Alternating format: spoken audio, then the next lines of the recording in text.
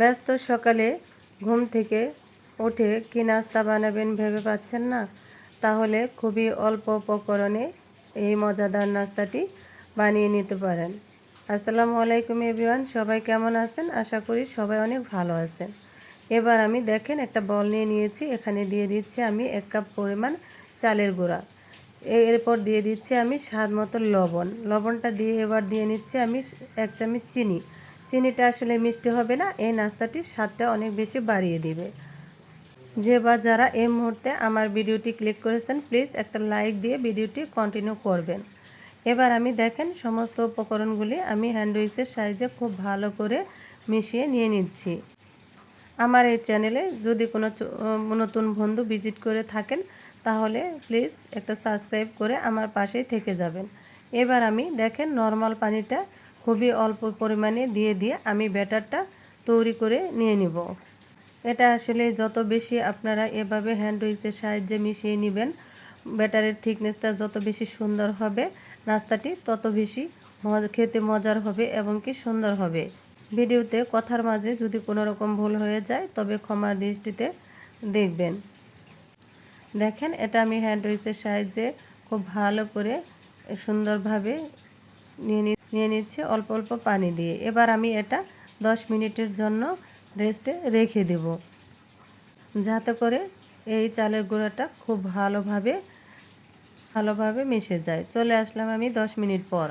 এবার এখানে দিয়ে নিচ্ছি দেখেন একটা ডিমটা আমি এখন খুব ভালো করে ফেটিয়ে নিয়ে আমি এই ব্যাটারের সাথে খুব ভালো করে মিশিয়ে নিব।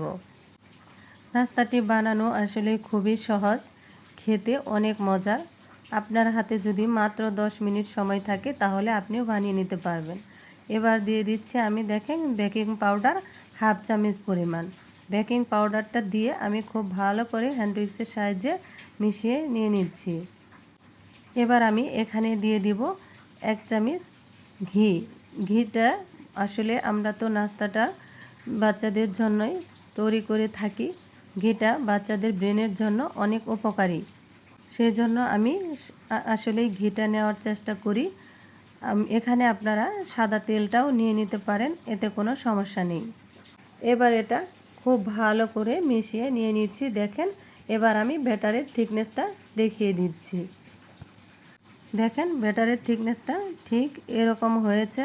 এটা বেশি পাতলাও হবে না, আবার বেশি ঘনও হবে না, এটা একদম মিডিয়াম করে নিতে হবে। দেখেন থিকনেসটা কতটা সুন্দর হয়েছে। এবার আমি চলে আসছি চুলায়, ফ্রাই প্যান দিয়ে তেল ব্রাশ করে নিয়ে আমি এখানে 1 হাতা ব্যাটার দিয়ে নিচ্ছি। দেখেন এটা আমি একটু ঘুরিয়ে নিয়ে নিব। ঘুরিয়ে নিয়ে নিলে এটা আসলে খুব সুন্দরভাবে সেট হয়ে যায়।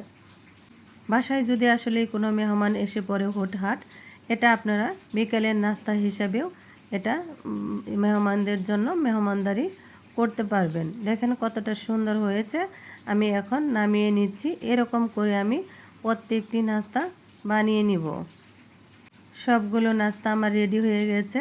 দেখেন কতটা সুন্দর হয়েছে, অসংখ্য জালিযুক্ত। এটা যদি ভালো লেগে থাকে তবে লাইক কমেন্ট শেয়ার করে দিবেন। আল্লাহ হাফেজ।